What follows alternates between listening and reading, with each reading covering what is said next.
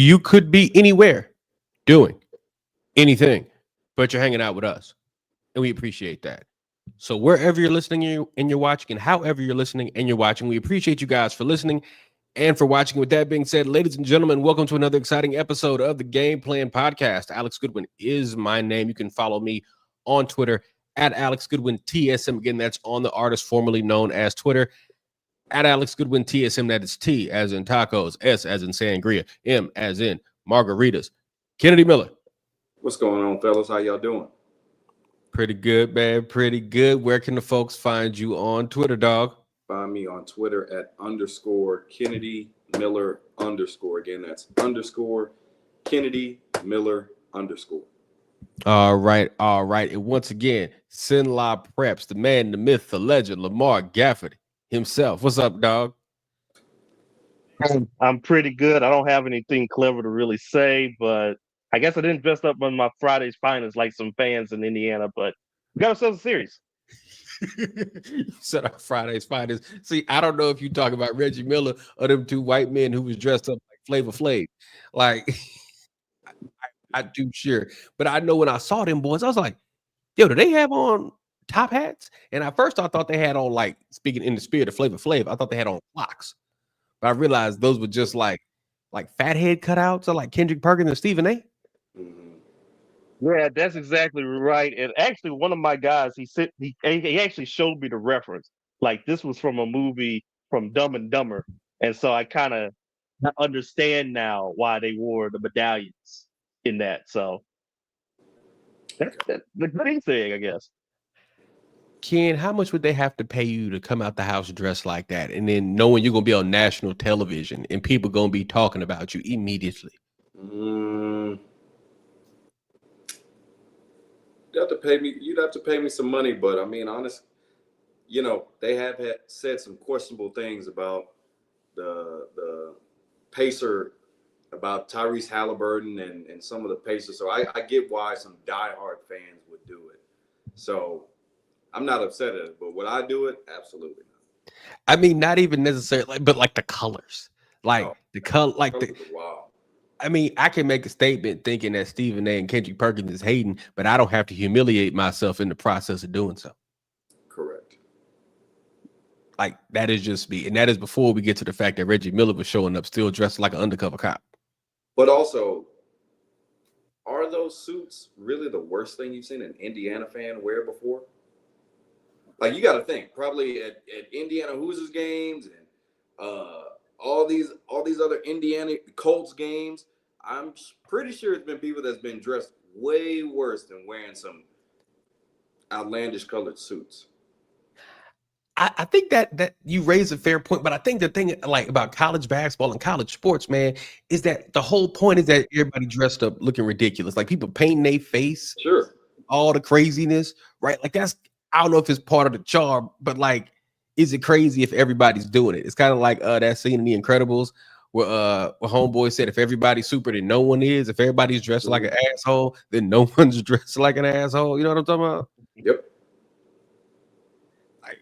I get it. I just think, and I wouldn't be surprised some of the things that people wear in Indiana for Indiana basketball, which they believe that they created. So I ain't putting it past none of them. Hey, man, like I said, I'm just saying, and that's before we get to Reggie.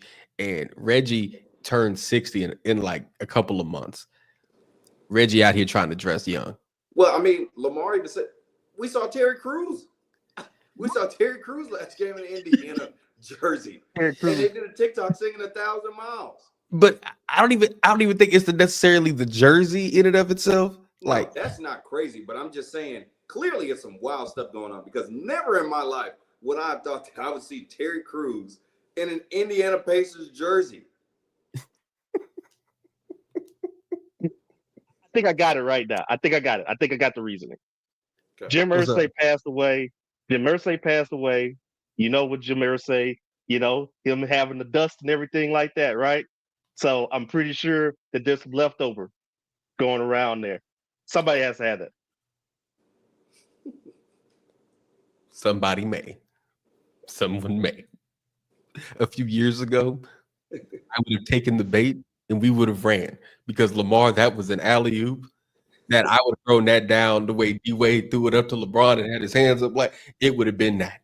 But we have jobs, we have Yeah, responsibilities. we If do. some reason We do. people have decided they look up to us, okay. So we're gonna have to look, we got to leave that one right there. But folks, thank you guys once again for hanging out with us here at the Game Plan Podcast. Leave your questions and your comments in the chat. We already got a couple in the chat right now. You never know, we might just read them off and chop it up with you here on the show. And I said T as in tacos.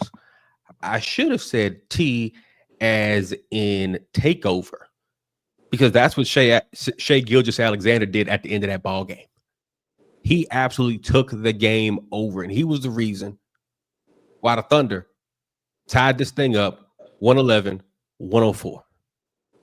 So, Lamar, once again, we're going to take your temperature. How you feeling, dog? Look, diehard, lifelong Pacers fan, Lamar Gafford. How you Right? feeling?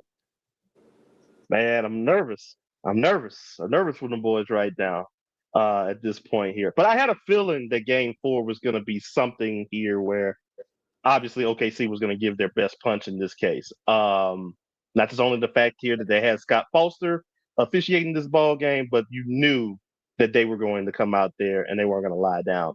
And the Pacers, for at least the first 3 quarters, looked like they were ready to take a 3-1 lead and pretty much take control of this whole series. But then OKC has continued to do what they have done for pretty much most of the season. They rarely lose 2 games in a row, and Shai stepped up like the MVP that we knew that he was. 35 points tonight here, had some big shots late, and that's basically just exactly what you expect from him to give you. And he's done that all season long, going to the line, gives some good shots. Jalen Williams kept them afloat, but like you said, at the end of the day, Shai Gilgeous-Alexander, man, I mean, he continues to show why he's one of the top players in the NBA right now, and hats off to him because his game is just smooth. It's just smooth at the point where you just know that he's going to be able to step up most of the time in big time opportunities. And I mean, like I said, looking at it right then and there, he's a big reason why they're there. It's a 2-2 game right now instead of them going back to OKC down 3-1. And hats off to him. I agree with Lamar's sentiments. I think down the stretch, OKC defensively, that's what, if they end up winning the championship, that's going to be their calling card. They have the MVP, but their ability to clamp down defensively when it matters most. And I believe it was maybe game 5 or game 6 against the Nuggets, and they were like down 8, kind of similar to a stretch that they had against the Pacers today, where they kind of clamped down and they stole a win from Denver that ultimately kind of decided that series. And I think if Indiana loses, how we talked about the last episode, if OKC were to lose, they would look back at game 1 like that's a game we should have stole. If Indiana loses, that's a game. This is a game where they would look back and say, this is a game that we should have closed the deal, won both games at home, and been up 3-1. Because now it's 2-2. It's a best-of-3 series. OKC has the home court advantage again. This is the first time in 3 years that the series is tied up 2-2 in the finals, which I'm excited about. I'm excited to see finally a best-of-3 series when it matters most since the Celtics and the Warriors, I believe. Yeah. So Shai down the stretch was great. Their offensive rebounding helped keep them in the game when their offense wasn't really clicking as much. Jalen Williams was good. And, we talk about Tyrese Halliburton protecting the ball and that being one of his superpowers, quote unquote. He had 5 turnovers tonight. And so they were able to get some stops on the defensive end that kind of helped keep them in the game. And then, of course, to end up winning the game. Benedict Mathurin, talked about him having 27 points. He probably had one of the weirdest 2-game stretches in the finals. Goes from 27 points to 8 points, and I think he only took 2 shots, but he missed a couple of key free throws down the stretch of the game. So kudos Oklahoma City, and now we really do have a series. I think to me, the biggest thing that I come away with this thinking is, you know how we always talk about in a game that you have to have, or a moment that you have to have when your team is down 7, down 8, you know, and you're hemorrhaging and you need to give your guy a bucket, like, hey, look, keep us afloat, keep us within striking distance, right? Or the last 5, 6 minutes of a game, you need your guy to go win you the game. Mm-hmm. It is better to have a guy that can do that than not, right? And the Thunder have a guy that can do that, because Shea went out there, scored 9 in a row. This was a legacy game. Right. Not Nimhart. I think it was Nimhart. Nimhart gets a little too close. Oh, goes up. Neesmith. There we go. The one who don't ever close his mouth. Neesmith gets a little too close, goes up, foul. Two easy free throws. Right. Next possession, they miss a jumper. They get the offensive rebound back out to Shea. 3 ball. Next possession, off balance, puts it in. Right. They had their first lead of the second half with 2 minutes and 20 seconds left in the whole ball game. Like, to me, that game felt just like game 1, right? Like, as you're sitting there and you're watching it, you're like, everything about this feels like Indiana should be up 12, 15, 17, but they're not, right? And if you're Indiana, Lamar, I don't know how good you're supposed to feel when you just lost a game by 2 possessions and the other team only made 3 3-pointers the whole ball game, right? I don't know what else, not even what else you're supposed to do, right? But if you tell me Oklahoma City makes only 3 threes in an entire NBA Finals game, in a got-to-have-it game, you'd feel pretty good. On the road. On the road. You should feel pretty good. And then, frankly, they fell apart. You know what I'm saying? I mean, I think that's just no ifs, ands, or buts about that. I mean, they did fall apart in that game. They had control for pretty much 3.5 quarters of that ball game, where everything was going right for them. Yes, Matherin did not have a good game, but you had Obi Toppin giving you lots of energy off the bench there, and it continues to show again why the depth of what the Pacers have here, where if one of those role players, he doesn't have a good game, then next thing you know, somebody else is stepping up in this case here too. I think another big thing was, for me, Miles Turner. And I know in game 3, he didn't give you anything offensively, but at least he had 5 blocks. In this game, he did not give anything in this ball game. 12 points in that game, but he was 0 for 6 from 3-point range. And I think there was one particular shot where within 1 minute of the ball game, and I'm like, the hell was that shot? And I think y'all probably know the one I'm talking about there, because I'm like, seriously, you probably could have gotten a much better shot than that, but that's the shot you just decide to hang everything on. Okay, well, all right, but I feel like, again, he has to play a lot better in this case. And again, like you said, he was a big net negative in this ball game, where everybody else really stepped up, had themselves a very good game here. And I know, again, plus minus, I mean, I know that could be a little bit deceiving there, but he was, like I said, definitely a negative in that ball game tonight for the Pacers. And we talk about unsung heroes. SGA pretty much know at this point he's going to get about 30 points every one of these games. Jalen Williams is going to contribute. Alex Caruso has 20 points tonight, right? And we know the impact that he brings defensively, but he's the third leading scorer tonight for the Thunder, and 20 points along with 5 steals. And so, the impact that he had really helped keep them afloat again, because a lot of the game, it felt like their offense was just like their half court offense was not good. And their ability to crash the glass and their ability to get some stops on the defensive end really kept them into the game. But Alex Caruso gave them a spark coming in to kind of help propel them to get this win. I think if you're Indiana, you have to watch those last 3, 4, 5 minutes of the game, and I think that's going to be painful when they watch it tomorrow during the film before the flight. Because I mean, you talk about awful ball movement. Everybody's stagnant and stationary, standing in one place. And you got one guy dribbling the air out of the basketball. Like, they did those last 3, 4 minutes of the game exactly what didn't get them there to that point. Right? Like, and I got to give credit to Honest Abe, Chet Holmgren. Boy, because it looked like his ass was hammer dancing, trying to stay in front of Tyrese Halliburton. Right? But the whole time, forced him into taking bad shots. Right? These were low percentage bad looks. Right? So if you're a team like Indiana right now, I really don't know.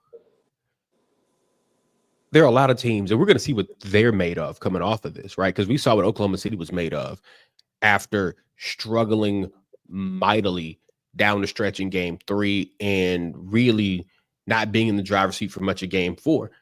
When it was time for the big moment, Shea had it. When it's time for the big moment, it's time for gut check time, them boys had it, right? This game 5 might decide this thing. Legitimately may decide this thing. So, and it really would if we was back with the old 2-3-2 format. Right? But if you're Indiana, like, Ken, how confident are you if you're Indiana right now after just, we can call it, they screwed the pooch today. I mean, I wouldn't waver in any confidence. I mean, obviously you feel like it's a game that you should win, but it's 0-0 now. First one or two. Either way, we got to go back home.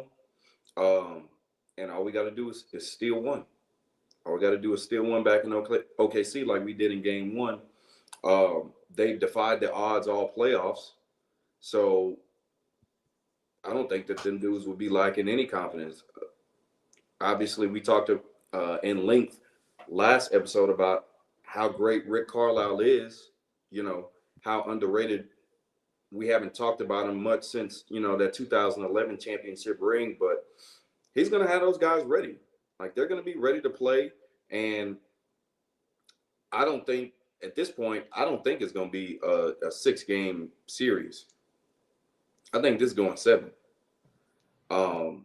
So I am interested to see how they come out in that game 5, because teams that went 2-1 in the series won 80% of the time. It said 79, 80%. 80, like 80, 81, yeah. 80% of the time. So I don't know the number off the top of my head, but I'm pretty sure it's a little bit higher. Teams that go up 3-2 winning the series. So of course, this is a very pivotal game. This game 5 coming up on Sunday night? Monday night. Yeah, I agree with Ken too. I feel like, again, I wouldn't worry too much at this point here. Like you said, that you're either going to have to win one of those games on the road here, but you definitely, you still feel like you have to do what you got to do here in this case. If you take care of business either in game 5, game 7, whatever it is going to be, you pretty much hold up with a good chance of winning the trophy and everything. And I just want to say this too here, that for everybody that's been talking about what we were gonna see before the series, and this isn't gonna be a great series, this isn't gonna be an exciting series, and everything, 2 small market teams, blah blah blah blah blah. This series has given everybody their money's worth and then some. Right. And I've enjoyed it so far. And I have a feeling that either if it's next 2 games or next 3 games, I feel like this is going to be a very, very good ending to this series, no matter what happens here. But, you know, Rick has been in this situation before. So, you know, he's going to have those boys ready. And OKC, they've been the best team in the NBA. So you already know they're going to be ready for it no matter what. So, hey, man, best of 3. Let's get it. And you know, you said something about everybody complaining about this whole small markets thing and everything else. This series has been great. And the only game that's not been good was game 2. Every other game has been very good, very entertaining, right? While not all, you know, the ebbs and flows of the game is not always like a neck and neck game, but it still ends up being a very good game. The only thing I really want the NBA to do, since when did we take the NBA Finals logos off the court? Since when did we start beaming in holograms of the logo? They said it makes it slippery, right? That's what Adam Silver says. Too many players complained back then. They figured out a way to put, and I hear you, Ken. I hear you. I would say just find a better way. I was about to say, man, y'all found a way to put them NBA Cup logos on the floor and wasn't nobody slipping and sliding. Like this don't. It feels like if you just look at the court, I think the biggest thing when we were kids coming up, you knew it was the finals because you saw the final script on the floor. Mm-hmm. At one point, they had the big old Larry O'Brien trophy at midcourt, like behind. And the jerseys were different, right? Yeah. Like it felt different. You knew this was a big deal. It don't like if I'm watching the game. It don't feel like it looks like a regular game just by looking at the floor, right? Now, like you can hologram in those logos or whatever else, but this don't feel super duper big. You know what I'm saying? Like college football, like the NCAA, the Final Four, the NFL, they do a great job of telling you, oh, this is a big deal. Oh, yeah. And, you know, of course, you can do more things when it's neutral site. You can do more things when you have 2-3 weeks of build up, all the commercials, right? You can do more. But like why does at least the on-court presentation of the NBA Cup, the in-season tournament, look and feel bigger than it does for the NBA Finals? Like, that's a problem, right? Because a couple years ago, I went to a game, San Antonio played Minnesota. And it was an NBA Cup game. Whole floor was different. Like the person next to me in the stands was like, "What's going on today? Like, why is the floor all different?" I was like, "Oh man, it's like the in-season tournament, whatever." Like, oh, okay, right? Like they NBA made big strides and big efforts to make us care about this whole thing. It's the biggest 6-7 games of the season. You just rolling out there with the regular court. Yeah, like, come on now. Yeah, they could definitely do more. And I mean, I just feel like now this series has been really good, and both crowds or both places, even though they're small markets, have great atmospheres. But like, kind of like you, I was rewatching maybe the 2016, 2017 finals. Like the vibe was different. Like it went up a notch, and these dudes are playing hard. Like these are good games, but like. That 2016 Game 7, I feel like that was like the last time where like it felt like dudes were fighting for their livelihood. Yeah. Like, yeah. You know, after that, obviously Kawhi winning one was big. After that, it really was like, okay, this team won. Like the finals just didn't hit the same. They haven't hit the same since. So that's why I'm really hoping that this one at least goes to a Game 7 so we can, you know, really see some heroics, see some, I don't want to say legacies on the line because a lot of these guys are really young, but I feel like today, like Shea really put a stamp, like he stamped his MVP. Like, because people questioned it. You know, some people argued that Jokic should win it. Some people, you know, he's a free throw merchant and all this stuff.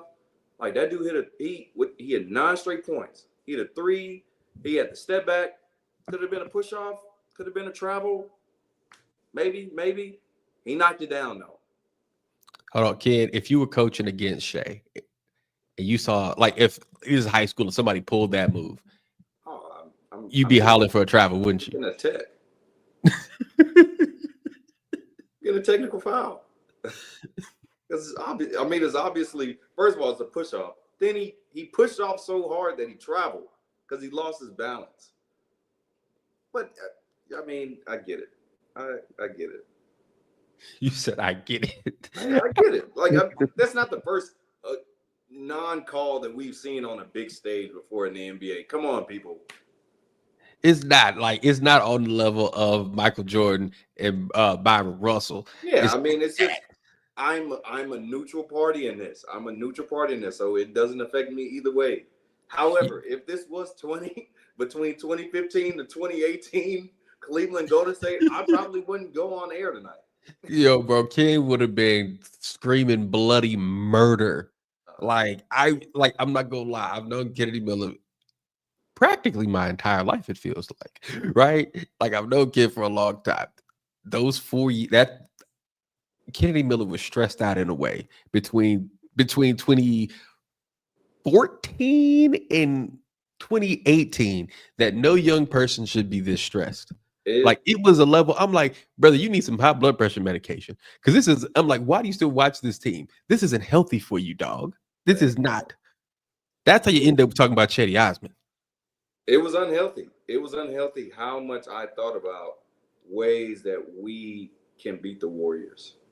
Like that was like my lifelong goal at that point, of finding a way for the Cavs to beat Golden State.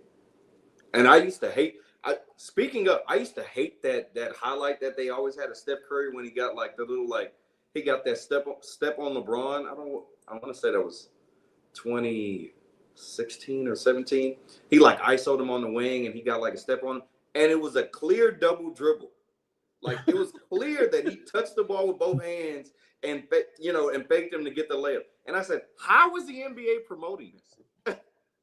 Adam Silver, how are you okay with this? That boy Ken said, y'all promoting bad habits to the youth. Look at We're this. promoting things that are illegal. Why you sound like somebody that's tough on crime? We're promoting things that the kids should not have. It was in 4K. How can we not see this? Yo, I will say this. I am so glad Lamar has tripped and fallen into a new team that has stakes, right? I'll say this. It feels so good to be watching a team. My Spurs will be back soon in games that matter, right? Yes, they will. But I have spent the last several years just being able to watch as a fan. And I must say, my blood pressure has gone down. Like, I'm not standing 3 feet from the TV like this. You know what I'm talking about? Y'all ever watched a basketball game or a football game and y'all 3 feet from the TV, like that's going to make a difference in what happens? That's the only way I watch it. Every time. That's the only way I watch it for games that matter. But that's what I'm saying, man. If I could just sit on the couch casually, right, and do that, oh, man, this feels much better. I'm not going to lie to you. It don't feel like I'm hanging on by a thread. It don't, man, because I'm going to tell you this, y'all. What year was that? 2013. I never forget that game 6. I'll never forget it to the day that I die. Ray Allen hits that 3. I just about collapsed. Wonderful. I seriously, I hit the floor. Like it was like church and they needed them people to come pick me up. It was that bad. I collapsed, right? I am so glad I don't have to, right now, I'm not living like that, right? The Spurs ain't been worth a damn the last 3-4 years. I could just watch these games with just like a cool, calm, analytical perspective. And I ain't got to worry about my legs giving out on me because somebody thousands of miles away made a jump shot. That actually feels good. Probably doesn't feel too good for you tonight, Lamar. But how can you not miss that though? So here's the thing. I miss my team being great and in contention, right? I don't miss what that does to my body, right? I miss my blood rising. Right. See, I mean, for me, my thing is this though, right? Like, okay, Ken, I don't know how much sports you watch with your lady, like in the room. My lady has told me at times she does not like watching sports with me, and it really depends on the teams, right? Because there's certain teams that I'm watching, that are my teams where I'm wound tight, right? Like I'm wound way too tight. Like I was watching when Texas blew that lead against Arizona State in the Peach Bowl. Oh boy.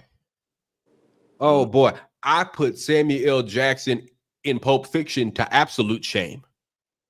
Shame. I made him sing like a choir boy. Okay? Because that's how angry and how frustrated and upset I was. I'm 2 feet from the TV, Ken. I'm over there crouched down, like I got a play sheet, like I'm about to call something. Like if I look ridiculous. We won the ball game, right? And I was glad we won the whole 9. I went 15 years of Texas being sorry and humiliating me, right? And would I rather my blood boil and us win? Yes. I would. But you have to understand, Ken, as a black man with high blood pressure, there are times I can't take this. Ken, she looked at me and she was like, I hope you took your blood pressure medication today. Middle of the game. And I'm like this. I really couldn't say nothing because of the Pete Carroll stance. Leaned over, hunched, standing up, but I'm right in front of the TV. I have been over here in some of my worst moments. Okay. I was over here during the Luka Doncic trade when it was announced. I was wide awake. I had the notifications turned on. You woke that woman up, didn't you? G's got on record my whole experience of going through it. This has got to be fake. I'm being trolled. Wait a minute. This is real. That video can never be leaked because of the expletives that I let out. Can we put this on, like, can we set up a Patreon page and have people pay for it? Kind of like when they watch them folks from Joe Budden play basketball. Can we do this? I was over there for that. I was over here for 2 of the games of the series, the Lakers versus Timberwolves series this year. Both games where we lost. 3 actually. Games 1, 3, and 4. 5. No, though. So I was at home for game 2, but I was over here for game 1, 3, and 4 because that was a weekend. And yeah, because both were very close, or games 3 and 4 were very close games. So again, all the emotions. I'm standing up. I'm talking my stuff because Braun done hit like 8 points in a row. I'm sure they're calling apartment security on me. And then we lose it. Game 4 we lost. I walked out the house. I just left. I went home.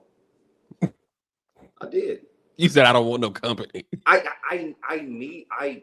relish those moments. And I will tell you again, and you too, Lamar, when the Cowboys go to NFC Championship / Super Bowl, I will be unbearable. I might need an IV.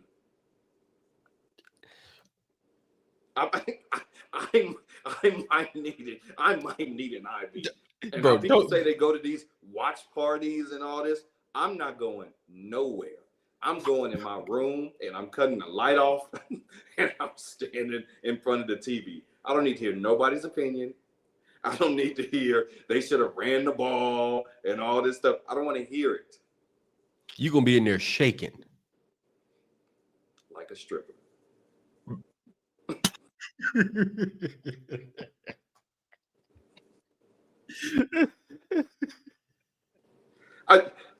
That's what I live for. I don't like watch. I was sitting there today. I'm glad you brought this up because I was sitting there today and I'm like, this is the NBA Finals. But I'm just sitting here watching the game. Sierra's watching Love Island. I'm watching the game. I'm not even hyped. I'm not even trying to turn the volume up. Because mind you, I've been a Braun fan my whole life. 10 years of my life, I've been watching the finals with some stake in it. And now you're just watching. I haven't felt that hair on in a long time, Alex. That boy kid said, I just want to wrap that size 40 belt around my elbow one more time. I just want one more. Oh hey, man. hey, Lamar, don't kids sound like Bubbles from The Wire? Kids said the dope been stepped on for a minute. Kids said Just one more time, that pure. hey, bro, D'Angelo, them boys been selling you that bull, that bull. Alex, I guarantee you now that the podcast after the Cowboys go from the NFC Championship to the Super Bowl, I'm coming with a rubber band on my arm. I'm gonna make sure Lamar's on here too. Please do. Because I would be right there with you on that one too. She'll be both beaming up, but that's the case. Be like, hey man, call it, because you know what, that's funny. Like a couple years ago when they was talking about when the Kings was talking about light the beam, I'm like, wait. So we really just talking about smoking crack in front of everyone, huh? I'm like, what? Huh? You know what I'm saying? Light the beam. I didn't even know they smoke rocks like that in Sacramento. But no, I'm just saying, kid, does it? The thing about it, right? You're happy your team is like in a place like that, right? Correct. But you know, if your team is in a game like that, you're gonna spend the next 3 hours stressed out, Man. right? Every single moment stressed out. Like your blood pressure up, you gotta go walk around, you don't want to talk to nobody, people start calling you right? Jesus Christ himself could call me 3-4 times. I'd be like, man, I'll talk to you later, bro. Game on. Spurs on, dog. Right? It don't like that level of, for me at this point, it don't feel good. Right? When I want my team, can I find somewhat of a happy medium? Can I try to find a happy medium? I'm pretty sure I can. Right? But every time I say that, my team gets into a good, gets into a high leverage game, and then the real me comes out. Right? It's bad. Lamar, fellas, it is bad. She knows when I'm frustrated because I think she's gonna make a bingo card this football season for things I say when I'm watching Texas play. Oh, come on now, Sark. Really? That's what we gonna call? Really? Right? Or he really just gonna drop the ball, right? I just ooh. And there's a whole bunch of the bingo cards with a whole bunch of not safe for work phrases and terms on there. There's one of them that's going to be when I stand up and do this. Right? But Lamar, I do have to ask, how much of that, how stressed, even though you're new, are the Pacers a narcotic? Can we call them that? Are the Pacers just one of those like early, like, are the Pacers just like a vape pen? Are they a hookah? Right? Is it fun when you start? You know what I'm saying? They can't be. Yeah, it's got to be like some hookah. You do it, you first do it once or twice, and you're out at the lounge, you're out at 13. You might be out there with Leonard Hamilton, right? Yeah. Is it like hookah? Is it something stronger? They've kind of been the hookah so far of this whole thing, because obviously the Mavericks, now that was a narcotic. That's a narcotic. The Cowboys, that's a narcotic for me. The Braves, that's a narcotic for me. ULM, that's a narcotic for me that I can't kick at any given time or anything else like that. And it's just, it feels so good. Like this is why I'm not really like all the way stressed out about this, because I'm like, hey man, look, it's we got 3 more games here in this case here, and we got an opportunity. This was the Dallas Mavericks, and especially the Dallas Mavericks in 2011.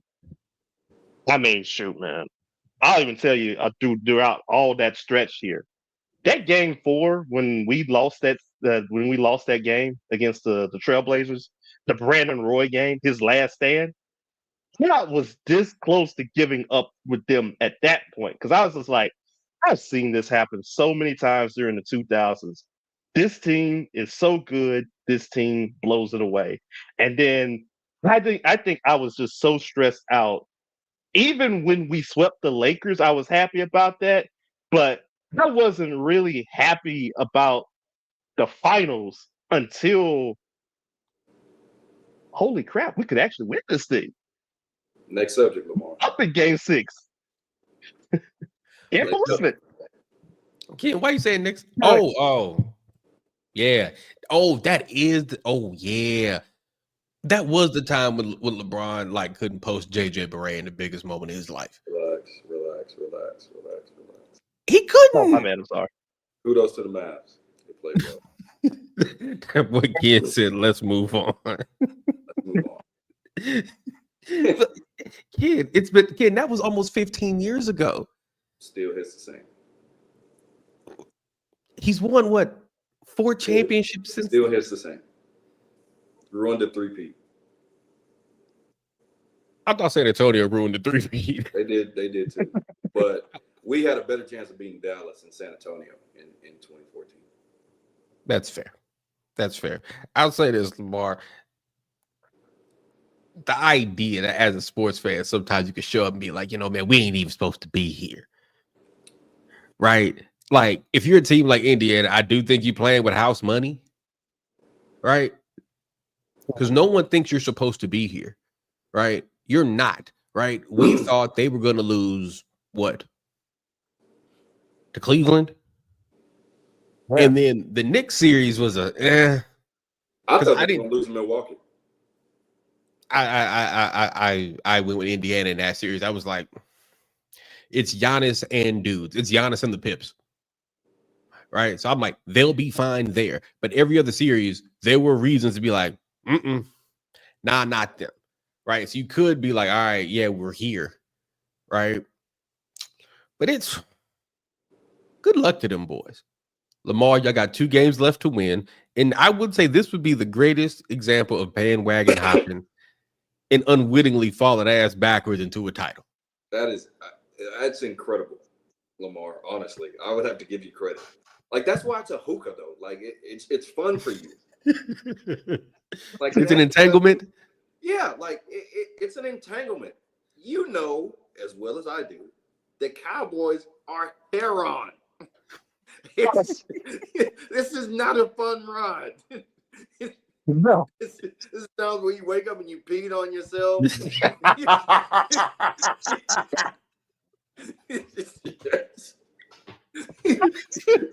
You're in the wrong house. You're on the porch. How did I end up here? You just go home to your loved ones. You had a good night. That's not how most of these things work. That man kid said you wake up being like, "Where's my car?" Oh, brother, you sold that for $20 for an extra rock. Exactly. That boy said you woke up, you didn't beat on yourself. You got to throw your clothes away. You got to explain to your family where you been. You didn't spend your baby's money that you were supposed to spend on school supplies on them rocks. That's what it's like being a Cowboys fan. That is. Until they win a Super Bowl, I will never get the satisfaction.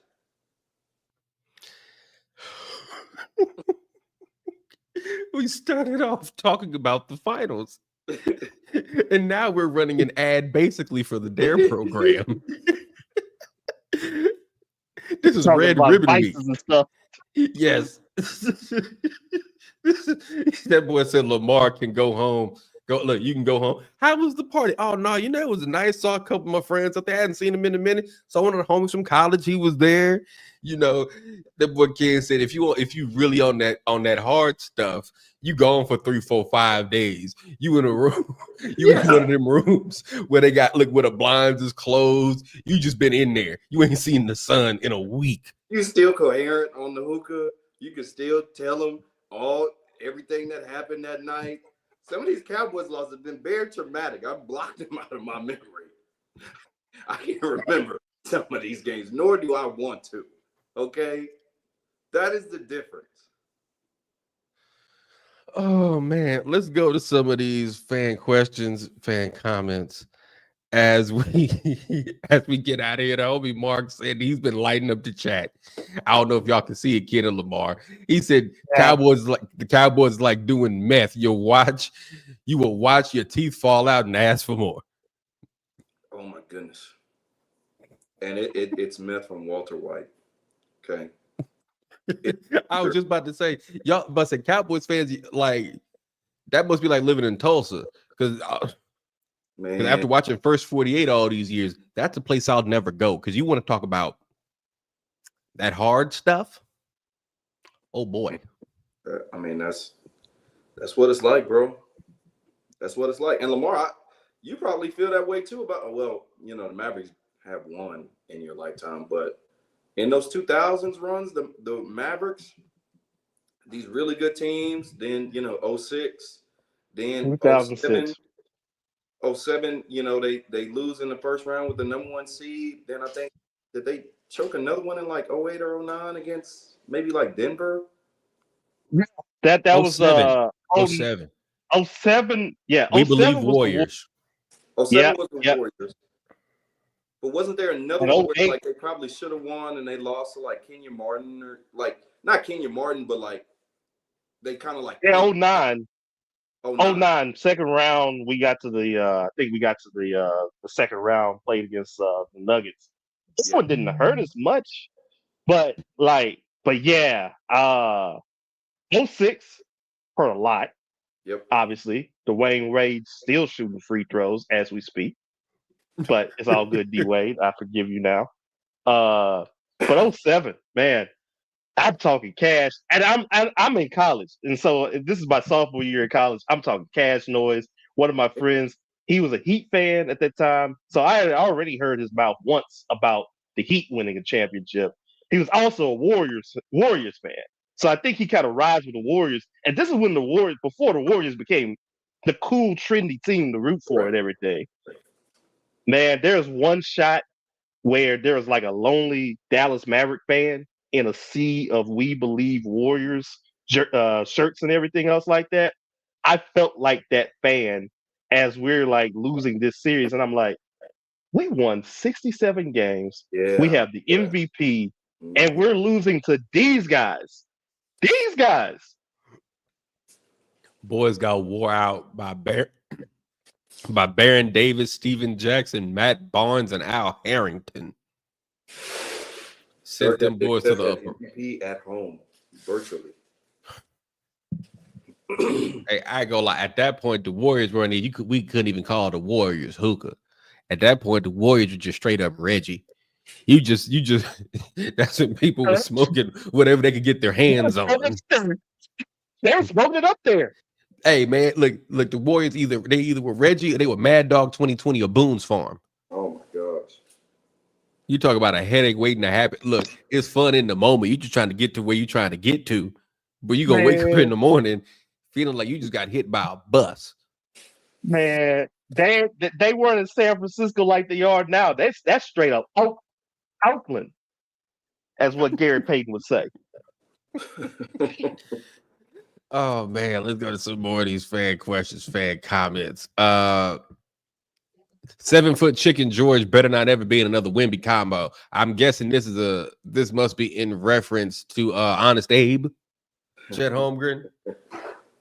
Kid, when you said that, you called that man Honest Abe. Every time I see him now, all I hear is I just hear the Gettysburg Address playing as I'm watching Chet Holmgren play on my screen. That's all I keep hearing and seeing.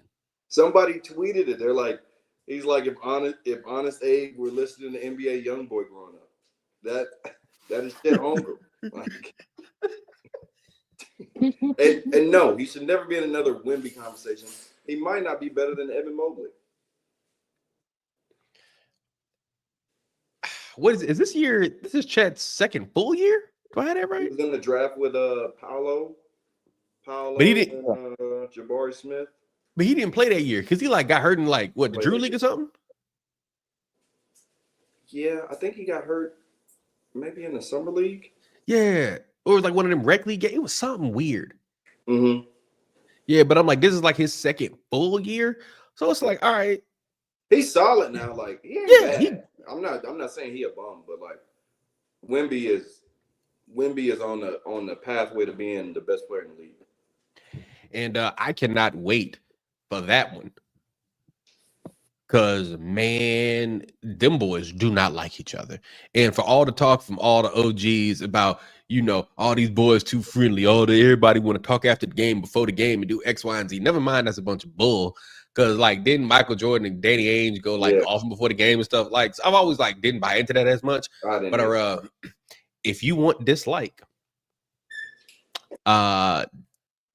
Big Parlay and Honest Abe, they do not like each other. And that nigga's running around with monks right now, isn't he? Yes, I saw him. Yes, he is. He's in China or something. He's bald-headed. I thought it was a parody account at first. Yes. I was like, is this a joke? This 7'4" man is running around with some monks? Why in the hell is Wimpy in China?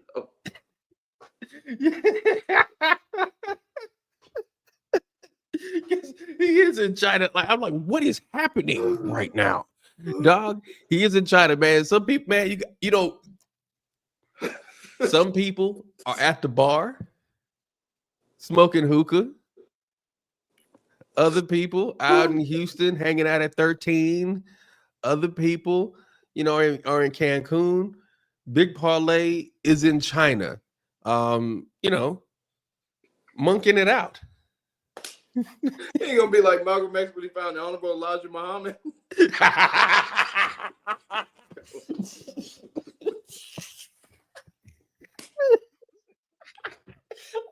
I'm sorry.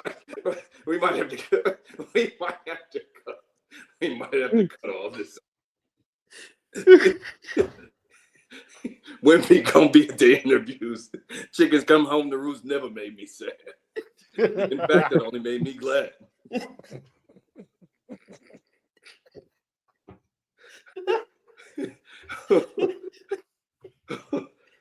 Hey, I don't know there's a problem if Victor starts standing, if Victor's at the interviews and he starts standing like this right here.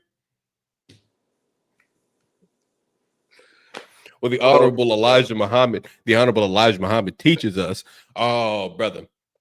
But he ain't even the one you got to worry about because they ain't got that kind of type of community out there like that in San Antonio. Right?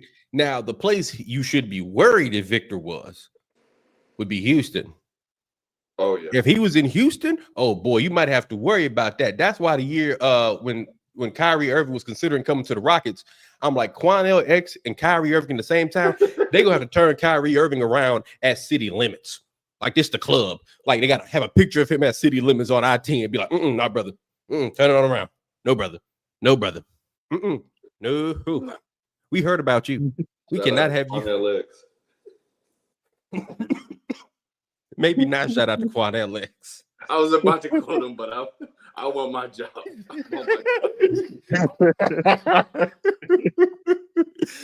Oh, man. Mark said he should be in North Carolina eating ribs. The hell is he in China for? Monk's fast. He don't need to do no fasting.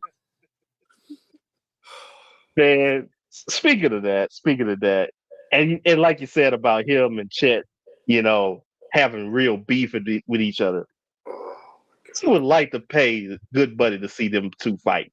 Just to see them two flyweights fight. It's gonna look like the inflatable tube man just wailing around and all that stuff, just punches trying to connect here and there like this. Yo, it would almost be like two Bill Cartwrights. Because I don't know, y'all remember the time when Bill Cartwright, I think he swung on Bill Lambier, and Bill Cartwright just got them long. He had them helicopter punches. Right. And I had Bill Cartwright feeling he lost complete control. Have you ever seen an old black man? Because I'm calling Bill Cartwright an old black man. He was probably 22 at that point. But back in the day, you could be 21 years old and look like you're a grandfather of 6, and you're behind a mop. I thought Clyde Drexler was born 45 years old with that haircut. That's facts. But speaking of fasting and who's not fasting, Mark asked, did we see that video of Deebo Samuel? I thought maybe I was tripping, but yeah, he don't look like the same Debo. Like, he went he went a size up. Yeah, yeah, he looking like Debo from Friday now. Like he ain't. Nah, bro, that ain't it. Like the elusiveness does not look there anymore. Yo, this has been a fun show. This has been, oh man, I didn't think it would go to this place today, but you know what this reminded me of? Dear God. Those moments on Inside the NBA where they would just fall apart off of the randomest things. Like we didn't get a chance to say RIP to Inside the NBA, Yes. right? But I don't know if y'all saw it when they were like, yo, what are the funniest moments from Inside the NBA? And there were like a bazillion things. And you know, we all remember 15 to 20 of them, but you forget about the whole rest of them, dog. Yes. I rewatch those clips all the time. Same. Same. It's not just the jokes. It's Shaq like egging it on, knowing that this should not be on regular airwaves. What'd you say, Chuck? What you want to sit on top of, Chuck?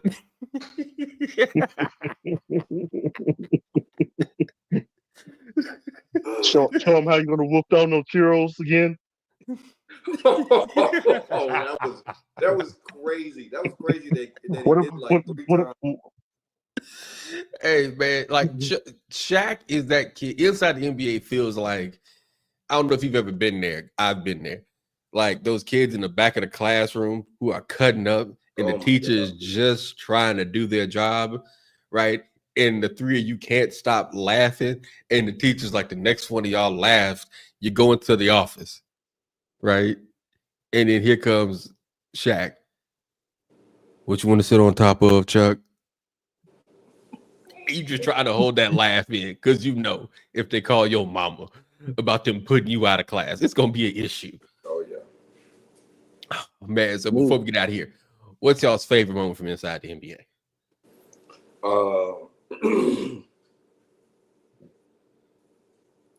Either the pregnant woman joke when Charles said, man, y'all women be milking this pregnancy thing, and it can't be as bad as playing a basketball game on a sprained ankle.